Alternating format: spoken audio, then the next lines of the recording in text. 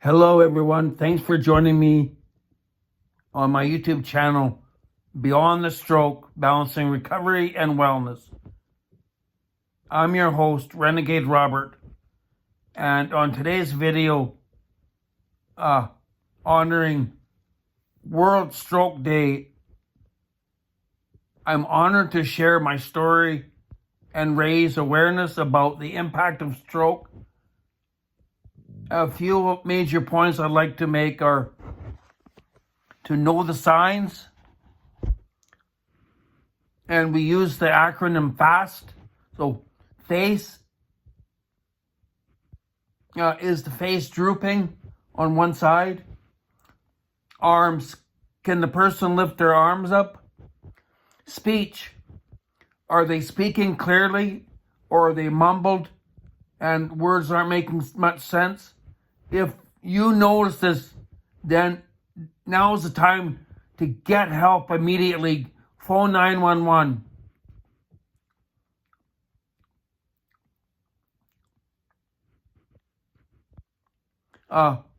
Some of the risk factors that I'd like to talk about are high blood pressure, diabetes is a major one, and smoking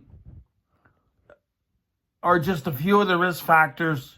Oh, I plead with you to take control of your health, make conscious choices to reduce the risks of stroke. And recovery from stroke is possible.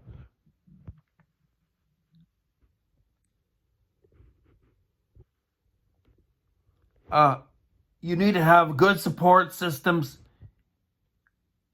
in place. They play a pivotal role.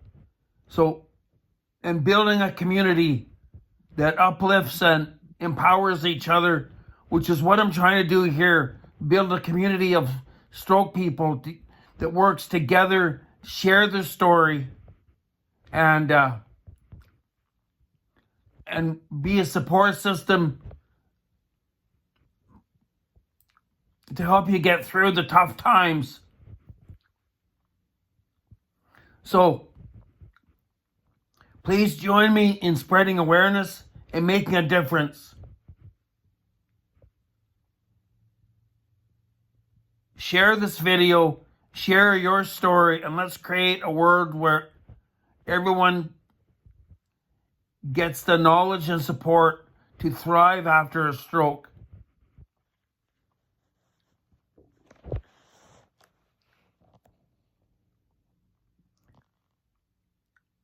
Anyways, thanks for joining me on this journey. Let's spread awareness and make a difference together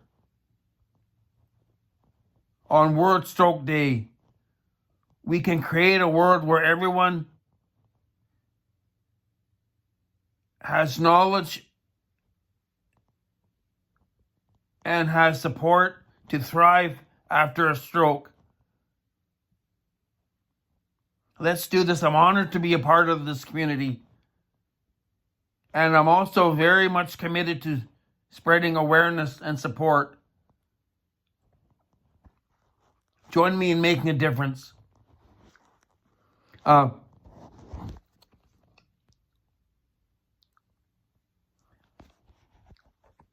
little bit about my story.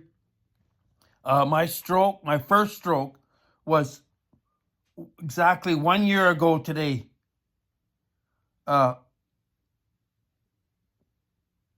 October 29, 2023. And I was not feeling very good, and I was at home. I'm from Quesnel, British Columbia, originally. I was having a nap on the couch, and my wife came in to check on me. She told me she put the coffee on, and the coffee beeped when it was ready, and she came out of the bedroom, and she came to check on me.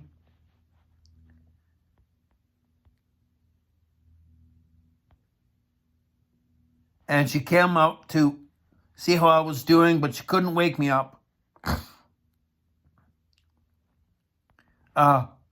She noticed that I was very sweaty. And my words, I was trying to talk, but my words were very mumbled and not making much sense.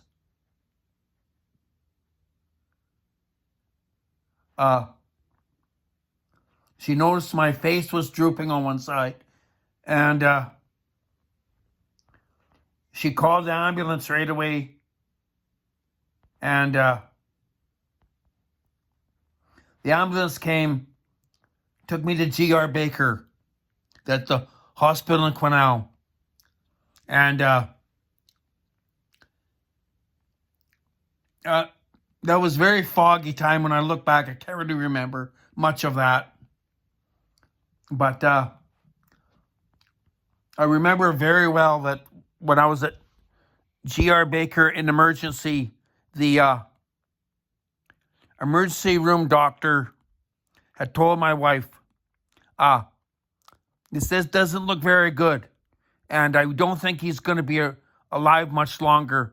So if you start making some phone calls to her loved ones to come and see him, because we've given him all the drugs we can give him. And my heart was very irregular, beating really badly, and they just, at that time, didn't know what to do with me other than to call in my family and friends, basically to say goodbye, because I was expected to die at that point. But from there, they flew me down to Vancouver to Vancouver General Hospital, where I was admitted there, and they went through all their blood tests, and I was assigned a stroke doctor. I remember that, Dr. Gorman, who told my wife that it is a very major injury he's got to his brain, and we don't expect he'll do anything more than ever get out of bed. He won't walk. Hopefully he can talk again. So, anyways, from there, they figured out for sure that I also did, I think it's important to note that my blood tests showed that my platelet count was really high, like way off the rails high. And platelets are the agents in your blood that help the blood to clot when you're bleeding. But they put me through a CAT scan, and the CAT scan revealed that I had blood clots throughout my body. A major one in my aorta, the blood clots in my lungs and around my heart. And they had no idea at that time why my platelet count was so high and why the clotting. So they theorized that possibly I had a dissected aorta. Now, these were all detected back in Quesnel when I had my CAT scan. When I was in VGH, they redid the CAT scan and they confirmed that I did not have a dissected aorta. And because that notion had come up, they couldn't give me the blood thinners that I needed to break up the blood clots, because they were afraid that I was bleeding in my aorta, and they didn't want to give me blood thinners. That would have killed me, possibly. So they were hesitant to react on the stroke part of my injury. And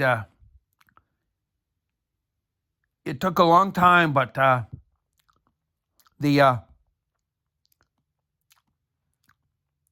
doctor at GR Baker, no, I'm sorry, the doctor at Vancouver General had come up with a reason what was going on, why all this was happening to me. And she figured out that I had a bone marrow disorder. It's actually a type of cancer. And it's called essential thrombosis that creates too many blood clots. And then because it creates too many platelets and the platelets clot up. And she assured me that they have good treatments for this and the outcomes are very, with positive results.